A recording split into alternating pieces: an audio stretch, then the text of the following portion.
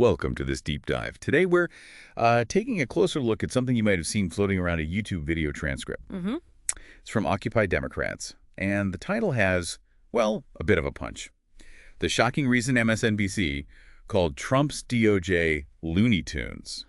Right. And what caught our eye, I think, is that it promises this kind of inside look, Exactly. A look at the Department of Justice, the DOJ, Right. under Attorney General Pam Bondi during the Trump administration. And you get these two really different stories, don't you? First, there's Pam Bondi herself talking about the DOJ focusing on, public safety. Yeah, she lists things like fentanyl, guns, fighting anti-Semitism, ending DEI, a whole list. But then the video brings in this former DOJ lawyer. Right. And their story is, well, completely different, talking about misused resources, weird priorities, even mentioning outside influence like Stephen Miller. And this apparently led to morale issues, people leaving. It's quite the contrast. Definitely. So what we want to do today is unpack these claims, these competing narratives. Try and get a clearer picture of what was supposedly going on inside the DOJ then. See what surprises or implications pop up. Okay, so let's start with Pam Bondi's side of things. What did she actually highlight? Well, she laid out some pretty big numbers, really eye-catching stats. Like over 22 million fentanyl pills seized, 3,400 kilos of fentanyl powder. Wow. And she actually put a number on lives potentially saved from that 258 million. That's a huge claim. It is. And she didn't stop there. 14,500 guns seized, 651,000 rounds of ammo. Right, and she mentioned the ammo figure was way up, like 151% compared to 2024, I think the transcript said. Yeah, something like that. She also talked about seeking the death penalty, going after terrorism and arson. Didn't she mention those Tesla fires? She did, yeah. 9 arrests across 7 jurisdictions for that. And combating anti-Semitism was on her list, too. It's a strong presentation, focusing on, traditional law and order themes. And she framed it very clearly, didn't she, as carrying out the president's directive. Make America safe. That phrase came up. It did. And she explicitly mentioned no more DEI and no more weaponization, as she put it. Those were definitely political talking points at the time. So she's painting a picture of a DOJ aligned with that agenda, focused on these specific safety metrics. Okay, but then the video pivots hard. It really does. It brings in this anonymous former DOJ lawyer featured on MSNBC, apparently. And their take is starkly different. Yes. The phrase used is total misuse of the department's resources. That's strong language. Scary. The lawyer argues basically that the DOJ should be focused on safety, upholding laws, civil rights, the core mission. But wasn't, or at least that's the allegation. Exactly. The allegation is that resources were being used to serve the president's personal preferences, not necessarily legal or public safety needs. And that decisions were being driven by the White House. That's the claim. And they specifically named Stephen Miller. Who, as the lawyer points out, isn't an attorney. Right. Which raises questions, according to this lawyer, about who is influencing DOJ policy and why. This seems to be where the Looney Tunes comment comes in. It is. It's tied to a specific anecdote the lawyer shared. The paper straws. Yeah, the paper straws. Apparently, a memo went out to all 115,000 DOJ employees. All of them. Wow. Telling them to replace paper straws with plastic ones. Because? Because the president preferred plastic straws. That's the story told in the video. Okay. And the lawyer's reaction to that was calling it Looney Tunes. Right. You can see why, can't you? Sure. It highlights this perceived disconnect. Between, fighting fentanyl and terrorism and worrying about what kind of straws are in the cafeteria. Exactly. It's not just the task itself, which seems minor maybe, but what it potentially symbolizes about priorities. Yeah, if that's getting attention and memos are going out, what isn't getting attention? That's the underlying question it raises. Was this just a one-off weird thing, or did it reflect a broader pattern? The video then suggests it did have broader consequences, specifically for morale. It mentions a second DOJ buyout offer. And claims that many lawyers took it and left. Yeah, the implication being that morale was low. The lawyer asserts that lots of incredibly smart, talented lawyers left the department. Why? What reasons did they give? Feeling unsupported, apparently.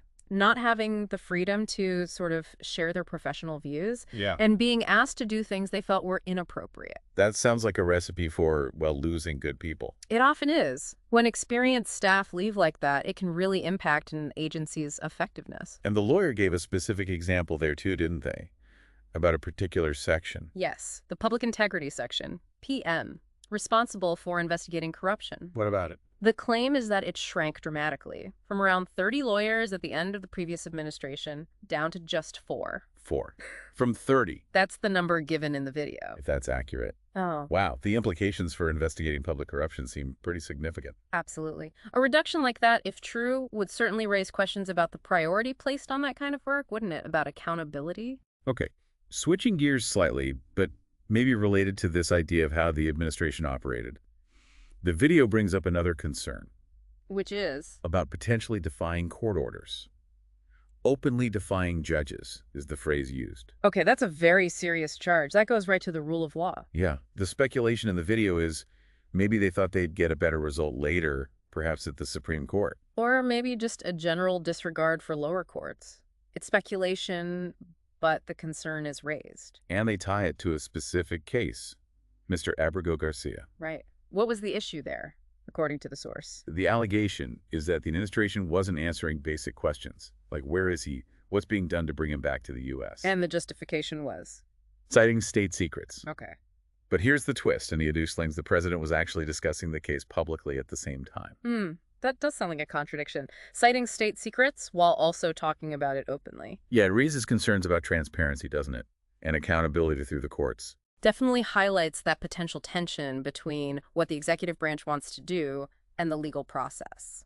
So this leads to the final part of the discussion in the video, which is about the Supreme Court. Kind of asking, can the court act as a check in these situations? Yeah, they mentioned the immunity decision. Which was a separate issue, of course. True, but the point made in the video is that the court, including the justices appointed by Trump, did engage with the question of presidential accountability. It was a 7-2 decision, I believe, with the Trump appointees in the majority saying a president isn't completely immune. Right. So the video suggests maybe this shows the judiciary, even at the highest level, sees its role in maintaining those checks and balances. It offers a potential pathway, perhaps, for how disputes between the branches might play out. At least that's how the video frames it. So wrapping this all up, we've got these really divergent pictures of the DOJ under Pam Bondi. On one hand, you have Bondi presenting these stats, fentanyl, guns, safety initiatives, fulfilling the president's agenda. A very specific, action-oriented narrative. Definitely. But then you have these counterclaims from the former lawyer. Allegations of misused resources, focus on trivial things like straws, influence from outside figures like Miller. And claims of low morale, experienced lawyers leaving, even concerns about defying court orders. It's that contrast that's really striking, isn't it? The shocking part the title hints at is probably that juxtaposition. I think so. The idea that alongside these stated national security priorities, you allegedly have resources going to, well, things like straw preferences. It raises fundamental questions, regardless of your politics, about how a core institution like the DOJ should operate. About its independence, its priorities, its responsiveness to political agendas versus established legal principles. Which brings us to a final thought for you, the listener. Thinking about these two accounts, what is the right balance? Yeah, how should a president's agenda interact with the traditional role and the legal priorities of the Department of Justice? And if there's a perception, true or not, that an agency like the DOJ is being driven more by, say, personal preferences than by law? What does that mean long-term for the rule of law, for the integrity of the justice system itself? It's definitely something to think about, a complex question with pretty significant implications. Indeed. Thanks for digging into this with us.